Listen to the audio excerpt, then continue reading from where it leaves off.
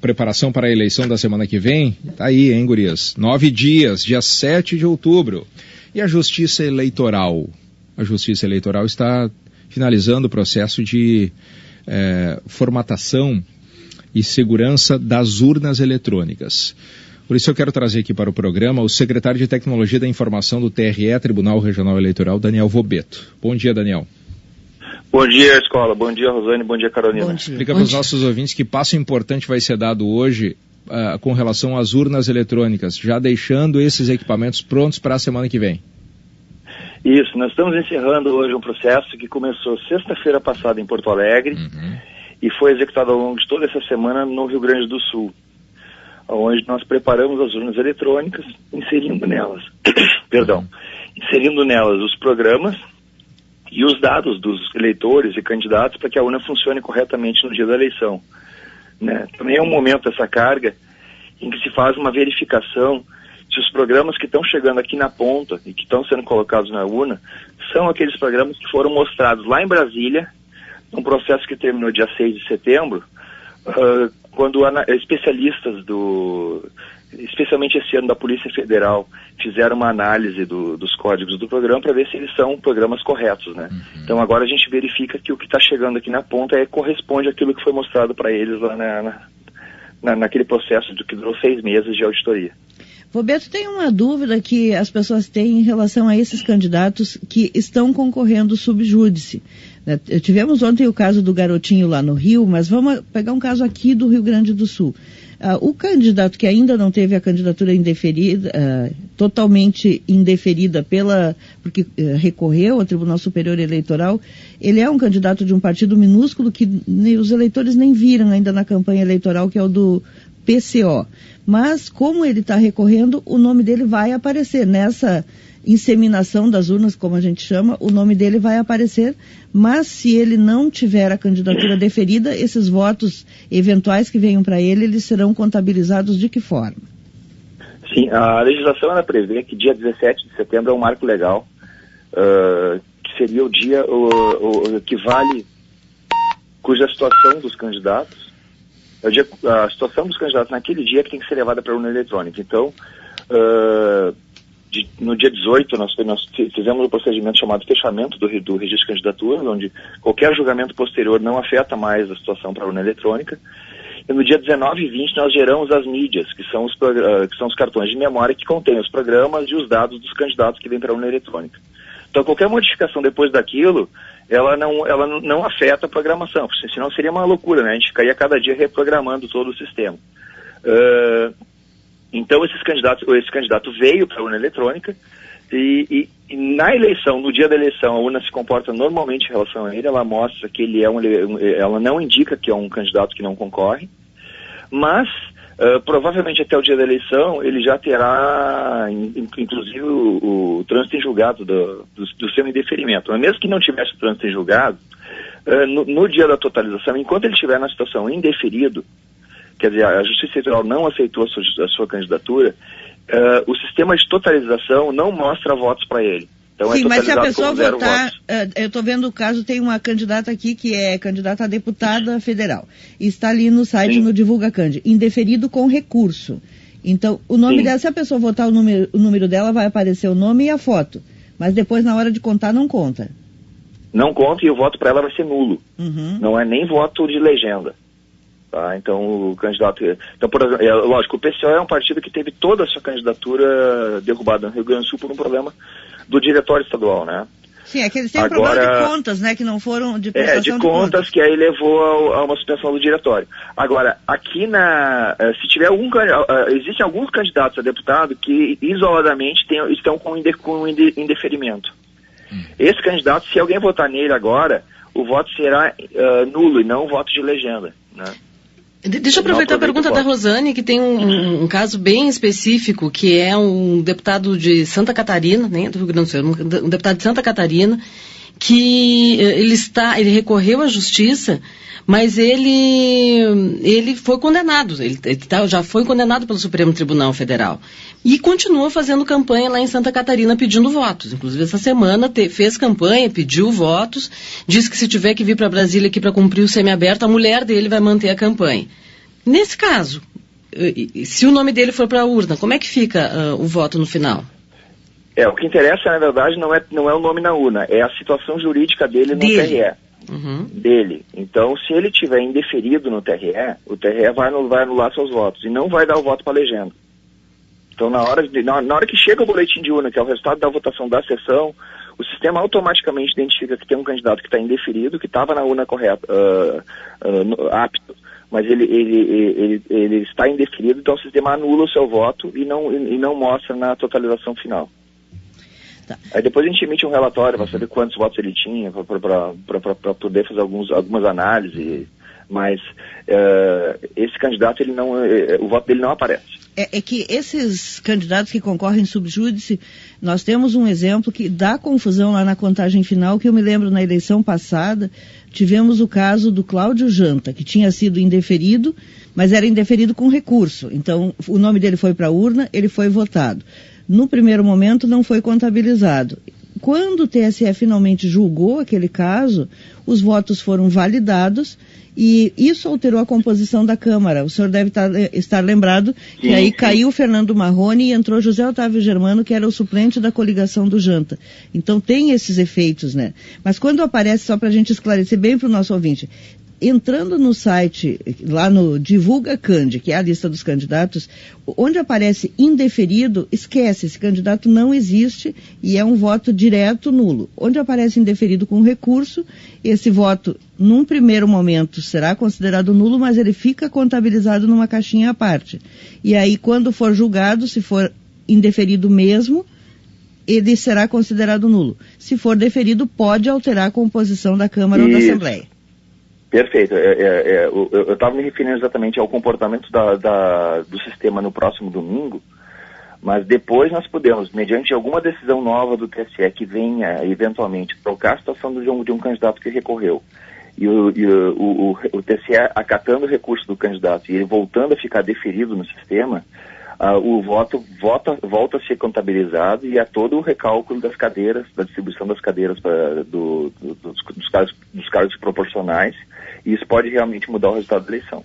Roberto, embora a gente já tenha falado aqui, e ontem à tarde no Gaúcha Mais se falou, há muita confusão por parte dos eleitores ainda em relação ao voto biométrico. Nós já explicamos aqui que não são todas as cidades, mas as pessoas estão muito alarmadas. Eu sei que no TRE, ontem mesmo, foi uma loucura, pessoas achando que não poderiam votar. O que acontece com aquele eleitor que mora numa cidade em que todos os eleitores deveriam ter se recadastrado? Ele não se recadastrou. Chega domingo que vem para votar. O que acontece com ele? Bom, Rosane, esse eleitor, no caso, que ele mora numa cidade que já teve revisão do eleitorado, teve a biometria, e não se cadastrou, e não compareceu, e não transferiu seu título para nenhum outro município, essa pessoa teve o título cancelado. Ele vai chegar no dia da eleição, seu nome não vai estar na urna eletrônica, né? O caderno de votação, inclusive, tem uma lista das pessoas que foram canceladas, para que se possa localizar e dizer, esse cara foi cancelado. Esse episódio foi um episódio muito complicado para a gente, porque essa notícia, ela saiu desde o início com uma formatação um pouco inadequada, porque parecia que quer dizer, no início a notícia saiu como um partido pedindo para que se descancelasse 3,3 milhões de eleitores. Que já, os 3,3 milhões já não está bem correto, porque muitos desses eleitores já voltaram para o cadastro.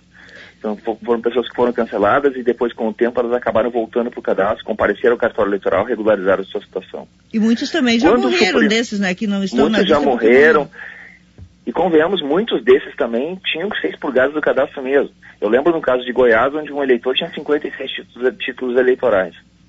Então, provavelmente, num processo de revisão do eleitorado, onde a gente vai lá e coleta a biometria de todo mundo, para fazer o cruzamento e identificar esse tipo de duplicidade, qualquer pessoa que tivesse mais de um registro na base deve ter ido uma vez só, depois, para fazer essa conferência. Ou se, então, muita gente realmente deveria ter sido expurgada dessa base. Muitos optaram por não ir. Tem muitos idosos aí com mais de 70 anos que disseram, bom, eu não sou obrigado a votar, então eu não vou lá fazer minha revisão do eleitorado e simplesmente paro de votar. Mas no momento que o Supremo julgou e colocou essa situação de novo no trilho, dizendo, olha, não dá para mexer. Primeiro, houve um processo legal, regular para fazer esse cancelamento. Segundo, não tem como mexer nisso a 10 dias da eleição. Quando o Supremo veio e fez essa manifestação, a notícia que saiu em tudo que é lugar, acho que inclusive no site do Supremo, dizendo que o Supremo cancelou 3,3 milhões de títulos. Uhum. Na verdade, ninguém cancelou nada agora. Vários desses títulos, eles foram cancelados há 8 anos. Uhum. 8, 6, 4 anos atrás. Os eleitores de Caxias do Sul que foram cancelados, que não compareceram às revisões eleitorais, já não votaram, por exemplo, na eleição de 2016. Uhum. E a notícia, e a forma como algumas pessoas, eu acredito, tentaram, é aquela velha história, na internet a coisa circula sempre com um viés um pouco torto. A internet... Bom, deixa eu aproveitar, o senhor levanta esse assunto, que embora nós já tenhamos falado aqui diversas, eu ia dizer dezenas de vezes, talvez centenas de vezes, da segurança da urna eletrônica, sempre é bom reforçar isso e garantir e passar mais uma vez o detalhamento sobre a segurança da urna eletrônica, né? A preocupação que a Justiça Eleitoral tem sobre esse processo, que é um processo, se mostrou até agora em 22 anos de aplicação, seguro. Nós temos uma preocupação dupla em relação à segurança da urna. A primeira, que na verdade é a mais recente, é de combater essa onda de fake news que circula aí. Na verdade, há alguns grupos de pessoas aí que são dedicadas a ficar plantando notícia falsa sobre a urna eletrônica para tentar, de alguma forma, desestruturar... isso nas redes dá um ibope... Dá um ibope, dá dinheiro. Isso dá dinheiro de várias formas para essas pessoas. Então, eles ficam ali plantando informações e as pessoas que não têm acesso, é muito difícil fazer que a informação correta chegue a todas as pessoas.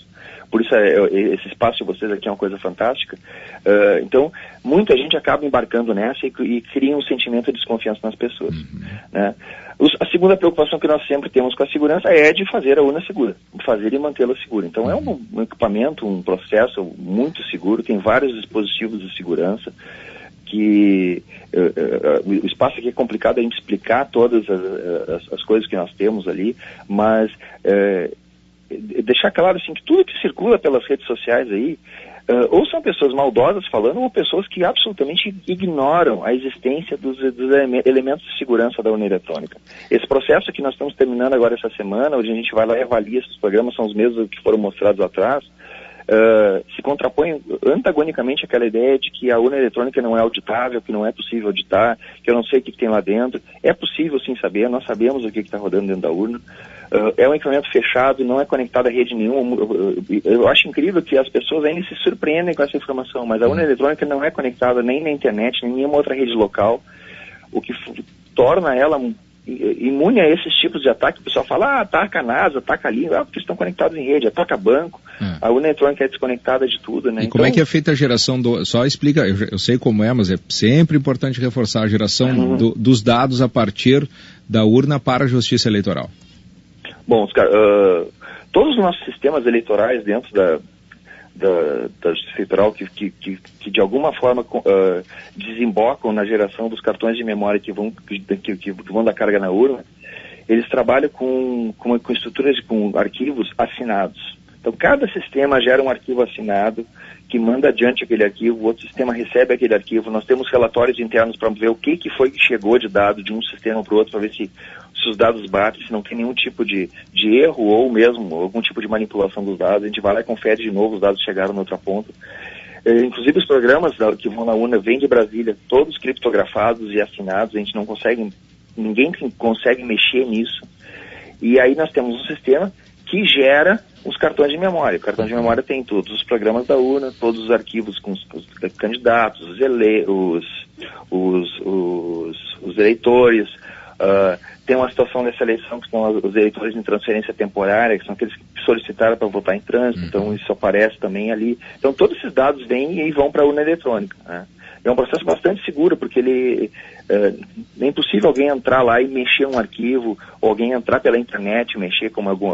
Mas a principal questão ainda, a gente continua recebendo perguntas, mensagens, às vezes de alguns ouvintes que ficam alarmados por essas informações falsas que circulam na internet. E o senhor tocou no ponto fundamental.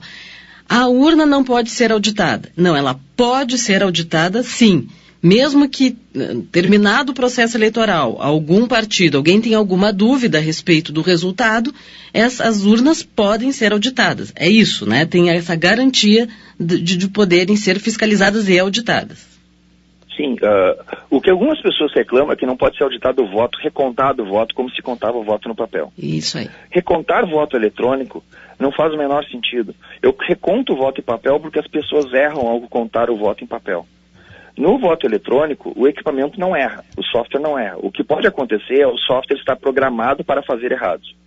E aí, então, o que nós fazemos? Nós verificamos que o software está correto. Essa é que é a nossa lógica. Nós procuramos sempre demonstrar, e temos vários mecanismos para isso, para mostrar que o software está correto dentro da urna eletrônica. E esse é que é o nosso trabalho principal de auditoria dentro da urna. Além disso, nós temos um processo de votação paralela que acontece no dia da eleição, onde as pessoas... nós trazemos para Porto Alegre 4 urnas, tiramos das sessões eleitorais lá, de cima da mesa da sessão tiramos 4 urnas eleitorais para fazer uma votação no mesmo horário da votação, com os mesmos candidatos, e vamos contando os votos, para que no final do dia a gente possa mostrar que a urna soma os votos corretamente. Roberto, tem muitas dúvidas de ouvintes, muitas perguntas, duas coisas em relação à biometria, e também tem fantasias incríveis. Uma das fantasias é a de que, bom, se o voto é biométrico e eu tenho que colocar o dedo ali no equipamento eletrônico para ser identificado, que na sequência, depois seria possível saber na sequência em quem a pessoa votou. Eu queria que o senhor esclarecesse isso, desmistificasse essa história, porque tem muita gente achando que o voto biométrico acabaria associando a pessoa e poderia se identificar. Não, lá dentro da urna os votos se embaralham, é isso que eu quero que o senhor explique. Sim, obviamente. A biometria na urna, ela só serve para confirmar a identidade das pessoas. Em todos os casos, o mesário coloca primeiro o número do título do eleitor. Então, não é a biometria que vai dizer para a urna quem é que está votando. A gente já coloca ali quem é o eleitor que está votando. Só que isso é feito só para controle de presença. Na hora que eu gravo o voto, a gente pode imaginar uma lista de chamada de escola, onde o professor só coloca um tiquezinho do lado de quem já votou. Mas ele não diz quem votou primeiro e quem votou depois. Ele só diz, ó, tique, tique, tique, tique, e no final eu sei quem votou e quem não votou. É mais ou menos isso que a urna faz. E, na hora de guardar os votos, eles são embaralhados. Então eles são guardados em ordem, numa ordem aleatória, para que eu não consiga saber qual é o primeiro, qual é o segundo e qual é o último voto. Então, com isso eu não sei a ordem que os eleitores votaram, nem a ordem que os votos foram colocados lá dentro. Então é impossível eu reconstituir a ordem de votação e saber quem votou em quem. Então, além disso, esses votos embaralhados são embaralhados para cada cargo em ordem separada, em ordem diferente, para evitar que se faça aquelas casadinhas de alguém dizer para o eleitor, vota no candidato tal, candidato tal, candidato tal, e em mim. Então nem isso funciona, que nem isso a gente consegue sair da urna. Olha, Daniel, muito obrigado pela sua atenção mais uma vez, secretário de Informação e Tecnologia do Tribunal Regional Eleitoral, Daniel Vobeto. Obrigado e bom trabalho por aí, tá? Obrigado, colega. Eu agradeço em nome do tribunal aí o espaço para esclarecer essas coisas que são muito importantes para a gente. É verdade. Tá? Bom dia para vocês, bom trabalho. Obrigado.